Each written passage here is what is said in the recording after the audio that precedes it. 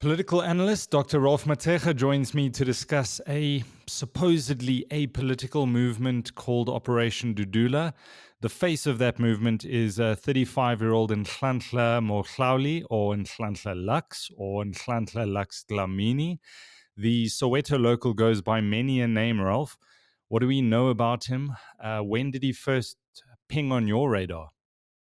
Great to be talking to you, Michael. You know, the first time that I heard of the name, it was around the looting, the July looting last year. That is the first time Nhlanhla Lux made headlines defending the mall, Maponya Mall. If we remember very well, part of the group there that actually pushed back against the looters in Soweto. That is the time he actually came into prominence. It was always quite difficult to understand what was going on because we are a democracy. He has always come up wearing camouflage with military regalia and so forth. But it's not a big surprise because we have political party that has adopted the military regalia and so forth. But it was quite surprising to see a space opening up for that and to see someone coming out carrying themselves in that way, but no one asked questions because the issue was about the looting, the preventing of the looting. No one asked the questions about what was going on, and I myself, I don't think I took time to try to make sense of what was going on around that time. It is only now that one looks back and try to understand how did it so happen that this group gained such momentum, and they continue to actually mobilize in a manner that we have seen happening, resulting in Nhlanhla being arrested and so forth. Should South Africans be sitting up and taking notice of this group calling itself Operation Dudula? I mean, they should be worried. South Africans should be worried. The first point of concern is that operations such as that, they are not accountable to anyone. There is always the saying that they are accountable to members. They are pursuing the ideas that are agenda of the group that are being agreed upon by members. But usually they are not accessible to any kind of external review. So South Africans should be concerned about it because this is an organization and a movement that no one knows the way in which it actually operates internally. It's not available for any external evaluation in terms of how decisions are made and thereof, and also how some of the key decisions that we have seen them pursuing have actually been arrived at. So South Africans should be worried about such kind of a movement that exists, that is not really accountable, but yet so present to a point where the leader is being arrested. We should be asking ourselves a very, I think, deeper question as to why, how did it happen that such kind of movement gained prominence? Maybe we saw Nhlanhla around the looting. Maybe he has been there before. Maybe he has been part of the discussions, the policy discourse in the area before. A lot of us, we have not been observing with a very close eye. But I think now, if you look at it, it actually demands that we look at this thing afresh. What does this group represent, and where are they going from here?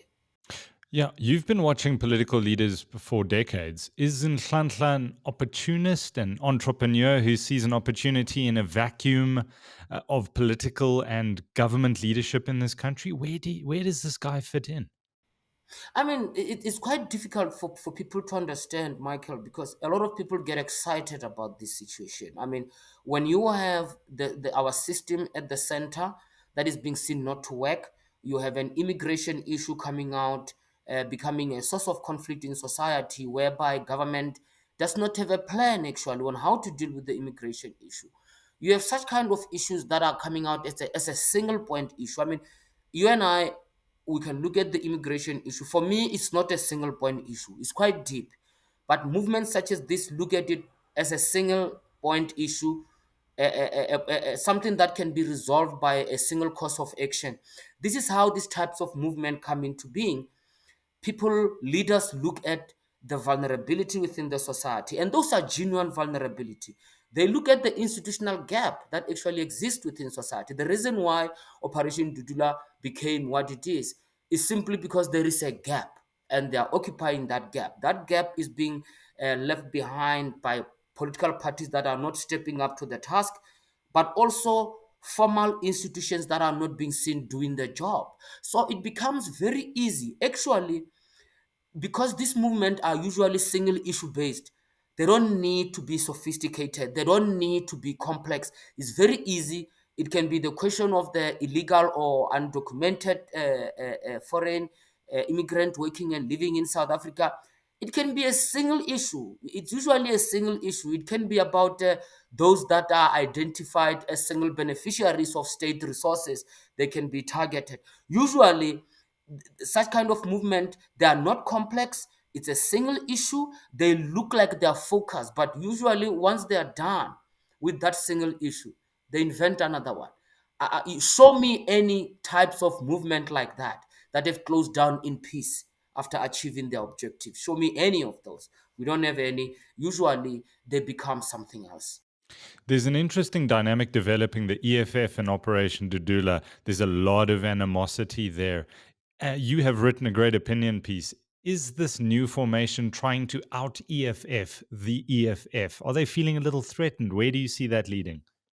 That is the dilemma that the EFF is running into. Remember, the EFF is a political party now. They have to be in parliament Monday, Tuesday, whatever days of the week. But then they hit the street and try to implement quick solutions based on what I call vigilante action. I mean, the EFF is a political party, but Mm. they're so much attracted to vigilante strategies. So what we are seeing is that the politics of disruption that has been pursued by the EFF since 2014, actually, since they came in, playing on the outskirts, disrupting the system, not really sitting around the table that much, often saying that we are not going to sit around the table, we are going to come up with a quick solution. That is that politics of disruption. The EFF has pursued that. The problem with this thing is that you always have to up the stake. Today you have got H&M, you have got clicks tomorrow, you have got ShopRite checkers, you've got this. You have to keep on staying relevant and to up the ante. And what makes it even difficult is when someone comes out who is well positioned better than you. I mean, I have problems with this operation to do, Michael. But are they well positioned than the EFF? Yes, because you cannot take them to parliament. They are not a political party. You cannot call them to caucus. They don't have a clear, accessible structure through which you can engage them. And that is why they become even better disruptors, because there are no rules whatsoever. While the EFF is still held back by rules because it's a political party, it has to do things in line with what is required by the law. The EFF receives money as a political party. There is some level of diligence that is required from the EFF. While Operation Dudula, they are not accountable to anyone except their members. They don't even have to follow the rules. And that is why it's becoming difficult, I think, for the EFF now, having to exist within this framework that has been set by the EFF, but someone seems to have perfected it in a way that upstaged the EFF. We know how slow the wheels of justice turn in this country, Ralph. Was his recent, very swift arrest proof that he's upset somebody up there? Well, you see, the problem, Michael, is that these swift arrests are not happening in relation to all other issues. I mean, this was. I'm not by any means condoning such kind of behavior. If you were to ask me, I will tell you point blank that I think that Operation Dudula has got that vigilante element, a strong vigilante element to it. I do not defend them. I think the frustration, of course, is genuine. We should be asking, why is it in our society people opt for that as an intervention? And then when you look at the individual, you look at Nhlanhla. I often look at these leaders, the time they come about, usually they are invented by the people. They get created by the people. They're a product of the imagination of the people who follow this movement. And even us who are not part of the movement, we are trying to craft how he is and how he's relating to the question of leadership. And that is the reality of it, that a lot of what we are talking about here becomes the question of our own invention. Is he a populist? Is he taking advantage of the environment? He wouldn't do that if a space did not exist. And somebody said that a vacuum exists. A leadership vacuum exists at a local level, where the local councillors are failing to provide leadership, where local leaders have just been failing over a period of time. Now we see someone like that coming in and taking up that space and saying, We are owning this space. We are doing what we want with it. And he does what he does. He gets arrested. No one got arrested when the EFF went and did what they did in those stores. They went to private property in a very discourteous manner that they should have also faced such kind of thing. But that did not happen. And Nhlanhla is facing that. Not to defend, not, there is no moral equivalency here. The point is that such kind of action, it also triggers certain perception in the society that says because he challenged the powerful, he's now being he has been arrested because of that.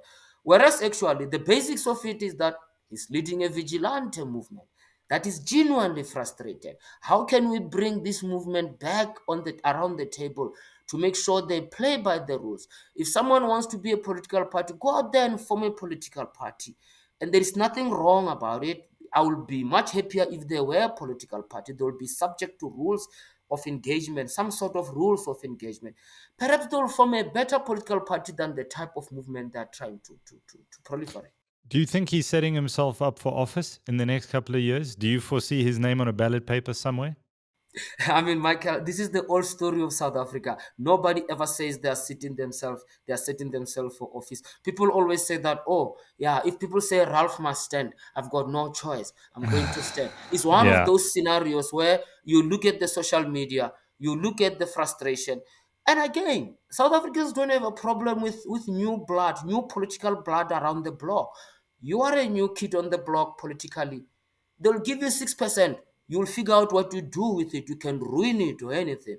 But we have the most generous voters that have given early entrance, a maiden entrance in the votes in the election. People have been rewarded handsomely without doing anything. So if you look at Nhlanhla, you look at leadership credibility in the country, the answers are there. People are going to find this thing very, very interesting, and may I dare to use the word very politically seductive. Like, Ralph, very last question. He's a pilot. He's apparently a pro golfer. He's an entrepreneur who started his own airline, Native Airways, in April 2007. He was only 20 years old at the time. I don't know where he got the money. He's some sort of self styled militia man who defended Maponya Mall, as you said. He's a man for all seasons, Ralph, a renaissance man. Do we need something like this in South Africa to ruffle feathers? Are we playing with fire here? Or dare I say it, are we looking at a Malema 2.0? Or is that an offensive comparison? well, it's not an offensive. The political attitude is the same. It is an anti-establishment politics, and South Africa has got appetite for anti-establishment politics. Even if people who form those parties do not get overwhelming support, but they're being kept around. The voters are quite understanding. It looks like when they are unhappy with the current system, voters are more willing to entertain new ideas. So he plays golf. My golf is bad. I heard he golfs. And then he's a pilot and he does all these things. You've got the making of a character here, Michael. You've got the Mm. making of a character. And again, he's on social media. We've got the picture of a Rambo. There is a lot of masculinity as well coming out in the whole thing. I mean, there is the military regalia there, guns. I don't know whether what is SAPS saying about the display of firearms, because the Firearm Control Act is very clear as to some of the things that can be done, but we don't know if it applies to others and not those that are Mm. prominent. The leaders, they get away with so much that they can just shape their character the way they want. You've got a Rambo coming out here, so looking exciting. Mm. But my fear is that these kind of things, they end in tears, because this thing is not happening within the normal political framework. The problem is the rules of engagement. What rules or which rules of engagement apply here? I cannot answer this question. That's my problem. My thanks to political analyst Dr. Ralph Mathekga. I'm Michael Apple. Thanks for listening.